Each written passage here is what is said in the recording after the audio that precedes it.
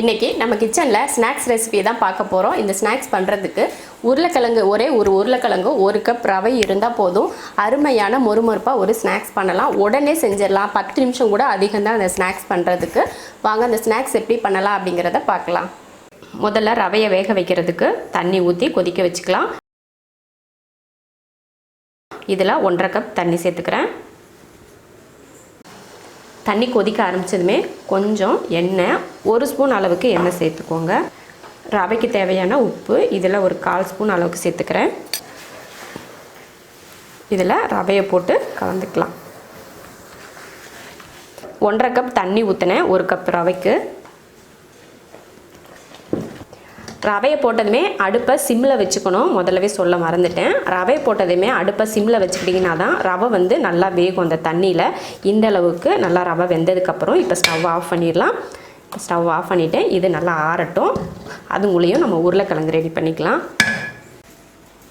ஒரு உருளைக்கிழங்கை வேக வச்சு எடுத்திருக்கேன். அதை தோல் சீவிட்டு துருவி எடுத்துக்கலாம். பெரிய உருளைக்கிழங்காக இருக்கிறதுனால ஒரே ஒரு உருளைக்கிழங்கு எடுத்திருக்கேன். நீங்கள் சின்னதாக இருந்தால் 2 உருளைக்கிழங்கு எடுத்துக்கலாம். இப்போ இதை தோலை உரிச்சிட்டு துருவி எடுத்துக்கலாம். தோல் சீவியாச்சு. இப்போ துருவி எடுத்துக்கலாம். இது போல் துருவுறதுல துருவிக்கலாம். நீங்கள் கையில் கூட நல்லா மசிக்கிறதுனா மசிச்சுக்கலாம். இல்லைன்னா இந்த மாதிரி துருவுறதுனா கூட துருவி எடுத்துக்கலாம்.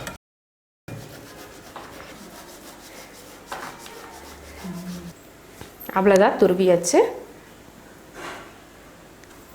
உருளைக்கிழங்க இது போல் துருவிட்டு நல்லா இது போல் மசிச்சிருங்க. அப்போ வந்து நல்லா வலுவலுப்பாக இருக்கும். நம்ம மிக்சியில் போட்டு அரைச்ச போலையே இருக்கும் இந்த மாதிரி துருவி நீங்கள் பிசைஞ்சிங்கன்னா. இப்போ இது கூட நம்ம வேக வச்ச ரவையை சேர்த்துடலாம். ரவை இப்போ நம்ம வேக வச்ச ரவை ஆறிடுச்சு. அதை இது உருளைக்கிழங்கு கூட சேர்த்துக்கலாம். 1/4 ஸ்பூன் அளவுக்கு மிளகாத்தூள், அதே போல் 1/4 ஸ்பூன் ஜீரகம், இது கூட கொஞ்சம் மல்லித்தலை பொடியாக கட் பண்ணி சேர்த்துக்கிறேன். ரவையில் உப்பு போட்டு தான் வேக வச்சுருக்கோம். இருந்தாலும் உருளைக்கிழங்கு கூட சேர்த்து பிசைகிறதால கொஞ்சம் உப்பு பத்தாது. அதனால் நான் கொஞ்சம் உப்பு சேர்த்துக்கிறேன். இப்போ இதெல்லாம் ஒன்றா மிக்ஸ் பண்ணிக்கலாம்.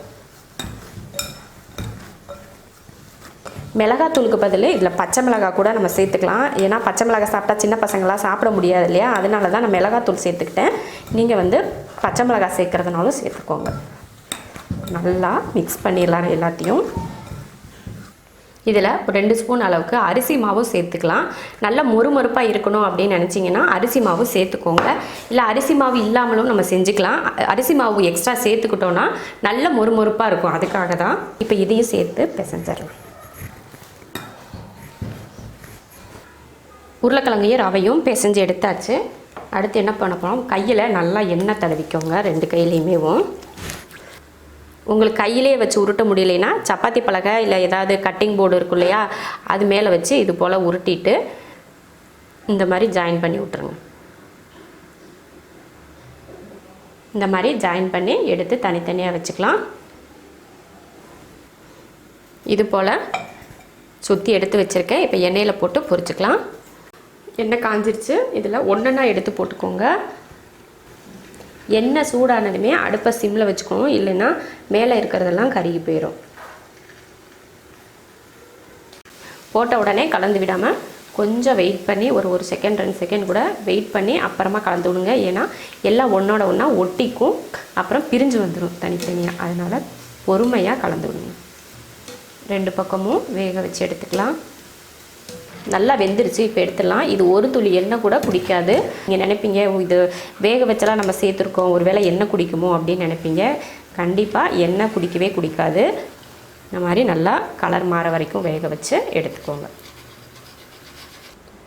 இது போல் உருளைக்கிழங்குலையும் ரவையிலையும் இது போல் ஒரு ஸ்நாக்ஸ் பண்ணி பாருங்கள். நல்ல மொறுமொறுன்னு இருக்கும். பார்த்தாலே தெரியும் பாருங்கள், நல்ல மொறுமொறுன்னு இருக்கும். சாப்பிட்றதுக்கு உள்ளே வந்து லைட்டாக சாஃப்டாக இருக்கும், மேலே இருக்கிறது பூரா மொறுமொறுன்னு இருக்கும். நம்ம எக்ஸ்ட்ரா அரிசி மாவு வேறு சேர்த்துருக்கோம் இல்லையா, அதனால் அதை விட நல்ல மொறுமொறுப்பாக இருக்கும். நீங்களும் இது போல் டீ டைமுக்கு ஸ்நாக்ஸு செஞ்சு பார்த்துட்டு பிடிச்சிருந்தா லைக் பண்ணிவிட்டு ஷேர் பண்ணிவிட்டு கமெண்ட் பண்ணுங்கள். நம்ம ஷெரின்ஸ் கிச்சன் சேனலுக்கு சப்ஸ்கிரைப் பண்ணாதவங்க சப்ஸ்கிரைப் பண்ணிவிட்டு பக்கத்தில் இருக்க பெல் பட்டனை ப்ரெஸ் பண்ணுங்கள்.